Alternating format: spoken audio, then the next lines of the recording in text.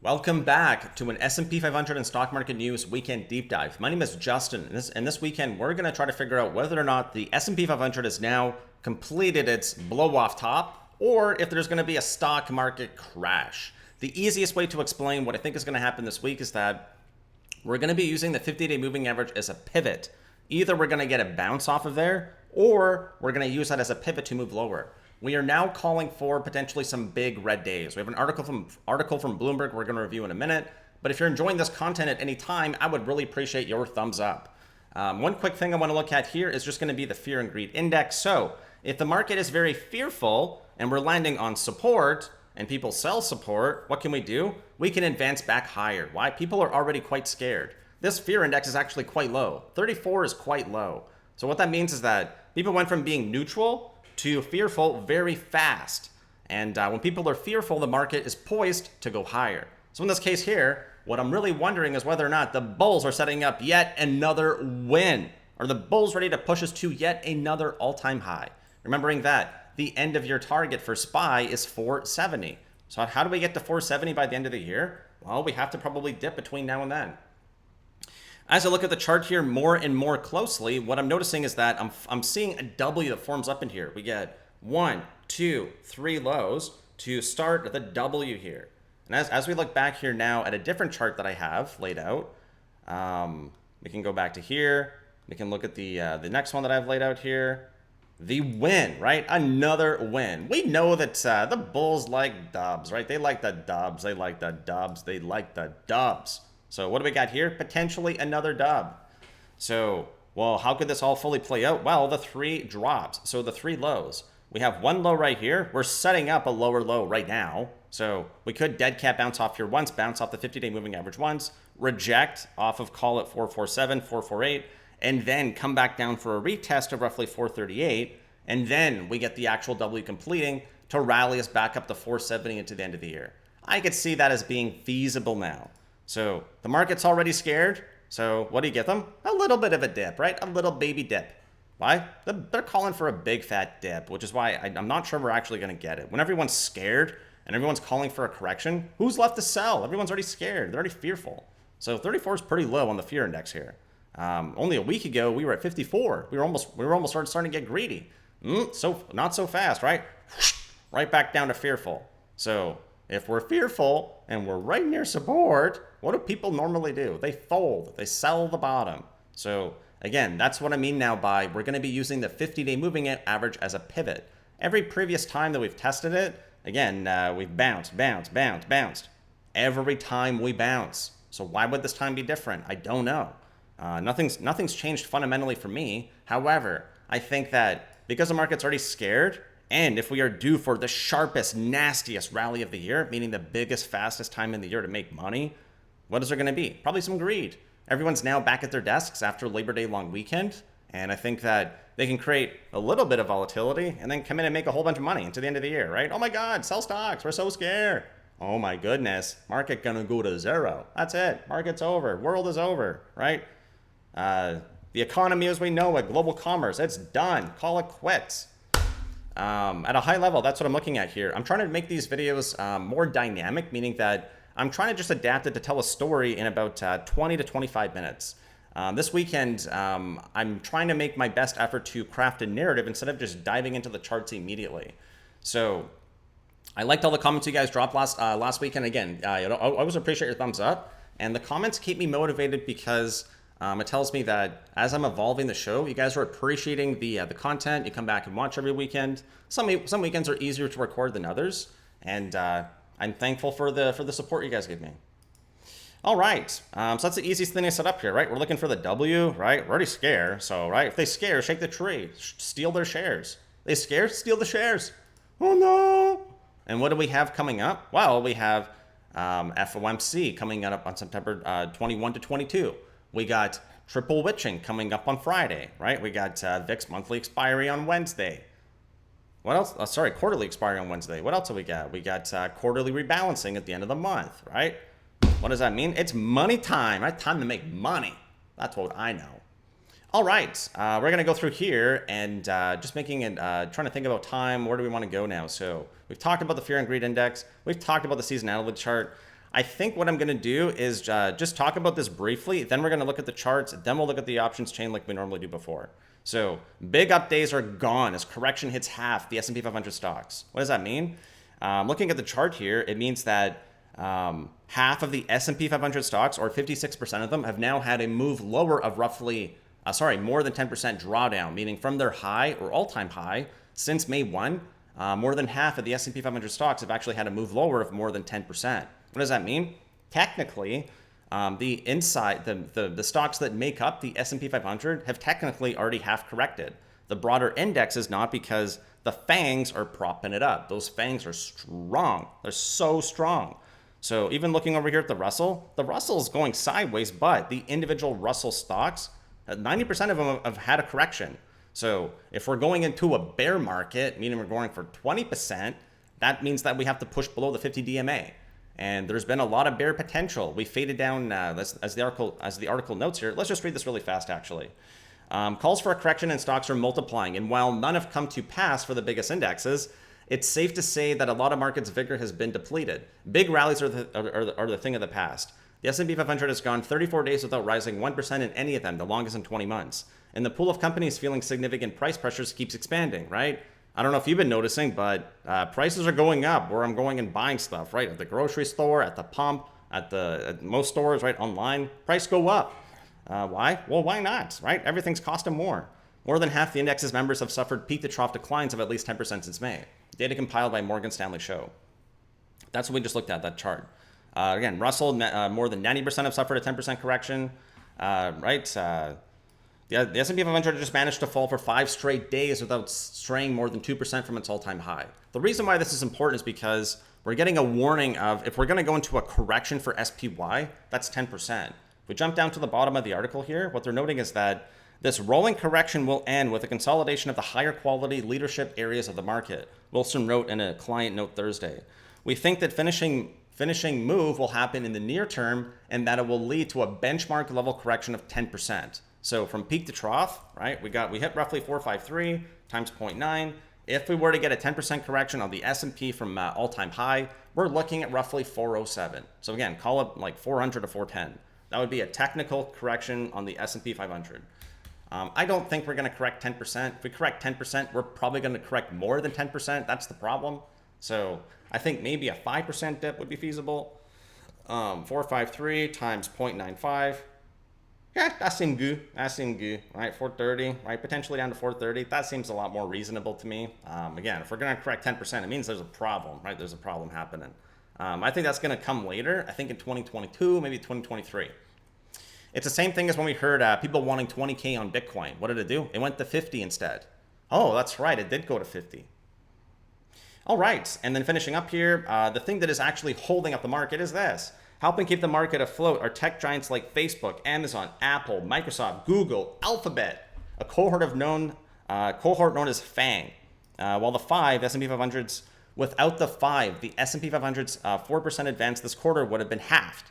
So what we have to keep in mind is that if these companies are able to add on half of the gains for the market, if they go down, they can also take out half the gains. What does that mean? They have the potential to move the market massively. And that's what happened on Friday. We saw that move from Apple. So looking here at a one-day performance, what we know is that Apple's pretty bright red. Apple is the biggest stock inside of the S&P, the NASDAQ, and again, most exchanges. Why? It's the biggest company in the world. So if Apple goes down, it drags everything dramatically. We have to keep in mind that Apple had one thing that was out of its favor, and I think there's just some negative overhang with Apple. Apple's done quite well lately. It went to a new all-time high. Their car executive left, and right, no real updates on very much. They got their iPhone release coming next week, though, so again, maybe it can go back up on its new iPhone release. Oh, no, they never do that. The biggest company in the world releasing new products, no go up. Apple no go up. So again, I'm pretty sure Apple has its iPhone release this week. People probably forgot about that. So if Apple can make the market go down, it can probably make our market go up. So I actually forgot about the Apple iPhone release. I think it's on the 13th or 15th.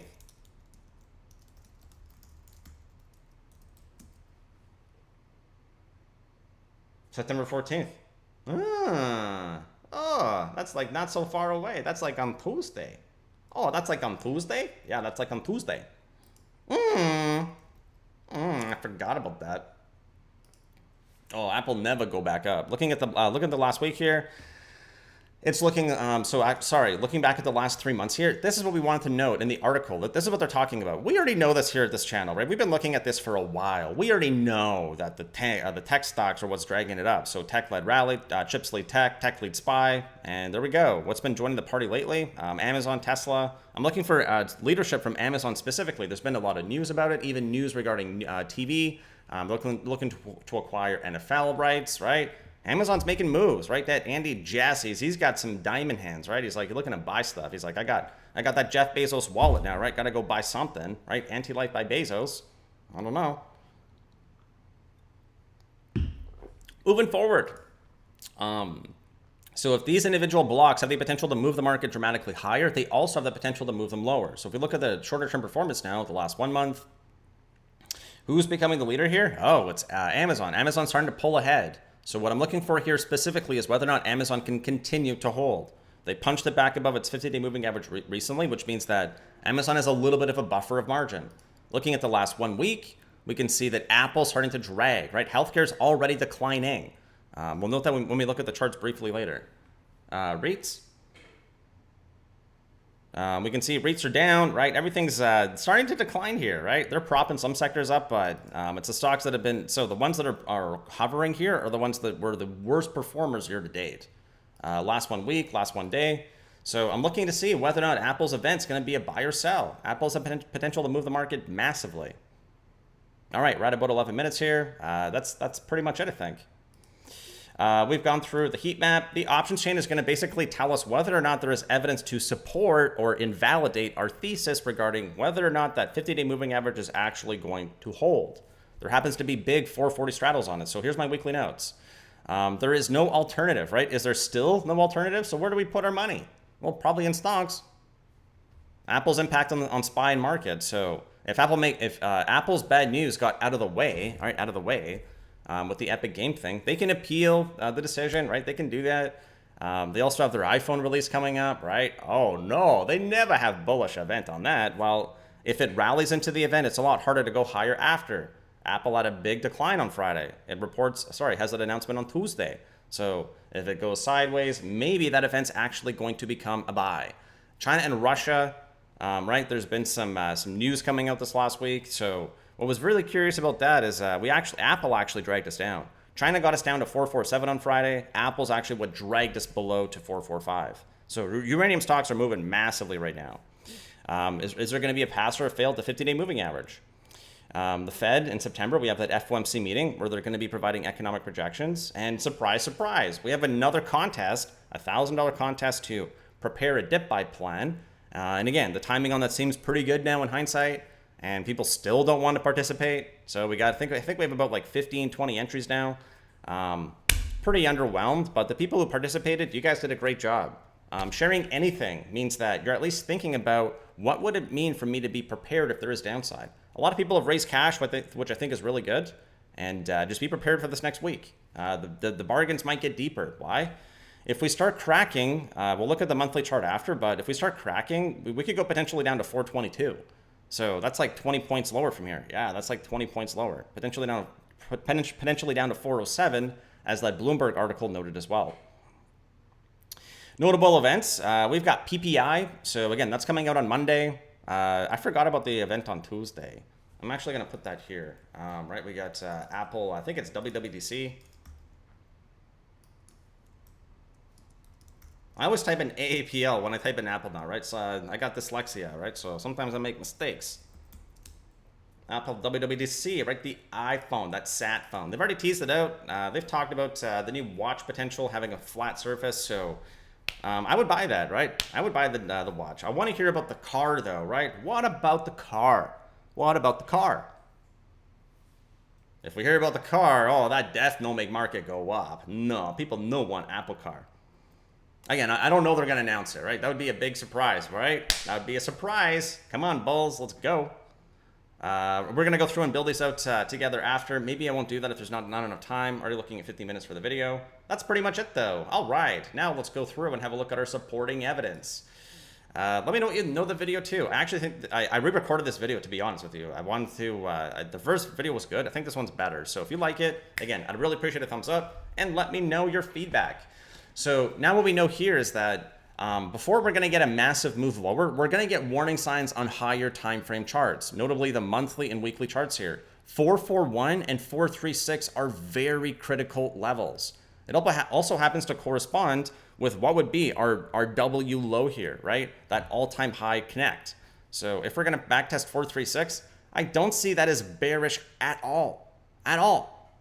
I actually see that as quite bullish. Why? Get the move out of the way now so that we can actually rally all the way into the end of the year. People want to make those 1% gains? Well, we need days like this, days like that, days like that, days like that, days like that, days like that, days like that, right? We need to go up. We gotta go up. So go up big, we gotta go down big fast. Staircase up, elevator down. If we lose 441 and we lose 436, that's where those lower targets start coming in, like 422 to 428. The math works out, previous drops line up, and we have an uptrend here, right? We got previous monthly lows we're trying to hold. 422 is the key area.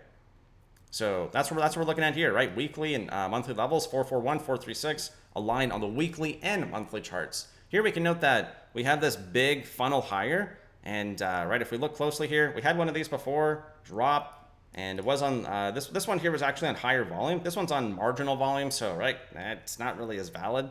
But all the way down, we could potentially go all the way back up. So if we go all the way back up, it's like nothing happened, right? We survive the dip, right? Blow off top is complete. We go higher. We blow off even more. If we don't, again, this pattern is already flashing a warning, right? Why? Well, we could go all the way back down to 422, potentially 20 points more. So we just got to be careful. The daily is also giving us a little bit of a warning here, but we've not yet closed below the 50 DMA. So by closing below the 50 DMA, that's the warning. So we got to close for more than 2 days too. A breach of it's not enough. A daily close below, not enough. Why? Those are traps. We can't just breach it. We can't just get below it. We need more than 2 daily closes below the 50 DMA to signify the start of a reversal, meaning we're likely going down to 420s. ES, this is a nice chart here just showing that we're matching up for the push lower. See if we get that immediate reversal. So if we get the immediate reversal, right, again, right, there's the V, drop, bounce off the 50. There's the V, or sorry, looks like the cup and handle or the V recovery, drop right back down to here. We also see those upper wicks. So right, we're technically getting everything we would want to see for a correction. We could do the same thing as the DAX, where we could gap down to the 50 DMA and then pump back up to fill the gap. That seems pretty probable, right? Why not? I don't know, right? I'm ready for up, down, or sideways. That's all the market can do. If we're prepared for all 3 scenarios, we have an edge. SPX here, so we may have already gotten our blow off top. Just a shorter target, a shorter, shallower dip as well. So what does that mean? Again, we're not getting big moves anymore, right? Big days are kind of done. So for us to get big days again, meaning for us to go up, up, up, up, up, up, up, we need to get some big red days. And market's already scared, right? So shake that tree, baby. Shake the tree. Shake it, shake it, shake it. Shake and bake, all right? Make those people more scared. Make them sell. Where? Ideally on support. So ironically, right, everyone's getting so scared as we approach short-term support with a price target for the end of the year that happens to be higher. So all this means is like potentially we just gotta, again, I had my again, if we look here, it looks pretty similar, right? And then right down. So right, 4 or 5 days down, right back up. So we might have just had a shorter term target, which means our drop could also be smaller. I also note here that we're about 0.7% off our 50-day moving average. DXY, if it advances to roughly, I think it's 93.2. It's the next resistance target that I had. I don't want to pull it up to confuse you, but if DXY matches that move, it could advance, and that could be enough to drag S&P down to the 50 DMA. If the dollar gets too strong on tax collection for the $3.5 trillion bill is expected next week, that could push DXY up. It could be the catalyst for SPY to test the 50 DMA. It could be Apple. It could be right China. It could be something else. I don't know. We got roughly a 2.7% decline off the previous all-time high, like the last 50 DMA test. So what that means is that If we do come back down and bounce off the 50 DMA, it would almost be a perfect retest of these previous ones here. That's a 3.7% decline. That's a 2.7% decline. So what does it mean? Rallies are getting shallower, dips are getting shallower. So we're coiling up, As we noted here, right? The moves are getting more muted to the upside and to the downside, right? We're moving like we're not getting big moves anymore. What's the market? The market's calm, right? Oh my goodness, this boring, calm guy is president. Yeah, that's what he did to stocks. He made them boring but profitable. All right, well, 20 minutes here. Let's move forward. SPY, we've already kind of talked about this. The chart is now going to have some notes here. So we got the 50-day moving average as our barometer. Because of the 445 and 440 puts, we could breach the 440 area, meaning they could try to get payout. And that would mean that, again, losing 440 means we're going for the monthly higher low test at 436.1. 436.10 is that monthly low we're watching. This also aligns with the all-time high connect and roughly the 438 previous tops. So all this means here is that 438, which is the pink line right here, corresponds with roughly the previous top, also corresponds with our all-time high connect, which is the blue line right here. So bounce, if we breach the 50, we could bounce off 436, off 438. Either one of them would be enough on one test or two tests. I don't know. We'd likely need to see 2 daily closes under 440, and we start to get our bear reversal confirmation. We don't have any confirmation yet. So far, again, this is just a haircut. Everything so far says buy the dip, but we may hover at 440 through Friday and drift back up into October, right? That's what the seasonality chart says too. Would get us to hover 440 into the FOMC for September, and we could get those 430 cuts. So again, it could be the FOMC, which actually drives us lower. Let me see if I had the article actually pulled up here. So again, when does Goldman expect that we're going to be, again, announces, right? Taper announcement. So again, Goldman raises odds of U.S. Fed announcement in November, not announcement in September. So what could happen? Well, if the Fed does not announce anything in September, what do we likely do? Up more. Up. No. Well, yeah, right here. There you go, right? So like up into November, and they're like, hey, well, listen, right? Delta variant, a little bit more worse than we thought. All right. You know what? We're going to be more accommodative, or it's transitory still, right? Blah, blah, blah, blah, blah. Up more. Oh. No, yeah. Again, they're saying taper announcement in November. So if they don't announce anything in September, what would the market do? Get a lot less fearful. Get gritty pretty fast. Oh, Jerome's still there with the fat finger printer. Oh, geez, the printer's still on. It still go burr. It still go burr. So what does that mean? You need to put your money somewhere. There's still no alternative. You got to figure something out. You got to make some money. So there we go. There's our 440 straddles. Looking at about 23 minutes here. Let's move forward here. So now, so again, I'm seeing that the seasonality chart, the technical chart is lining up for those areas. I think we're going to get it now, right? Everything's kind of telling me that, like, again, you have to also think about, we're at 445 right now. Do you really want to short this thing down for like 9 points? Maybe less? Are you going to cover the absolute bottom? Are you going to be able to flip and be in a bullish mindset fast? I don't know. I think raising cash and buying the dip is probably the best bet here, because we're probably going to 470, 490 into next year. Hourly, red volume is starting to build up, so if this reversal is real, meaning the bears are in control, we're going to find out pretty fast. Notably Monday with the PPI numbers, on Tuesday with Apple, and then by Wednesday, when we got a fat straddle expiring. So 442 to 443 apex at 4 p.m. on Friday. All that means is that we see here on the hourly chart, we are funneling down, so we're funneling lower.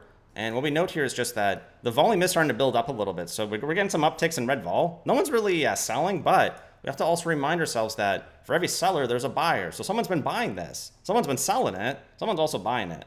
So as these sales have been going through, we're finding out that we have a range here. So that 440 area that I was mentioning, I could also see it here. Technically, we could just bounce, fade, bounce, fade, bounce, fade, bounce, and just soft land right here about 1% lower into Friday.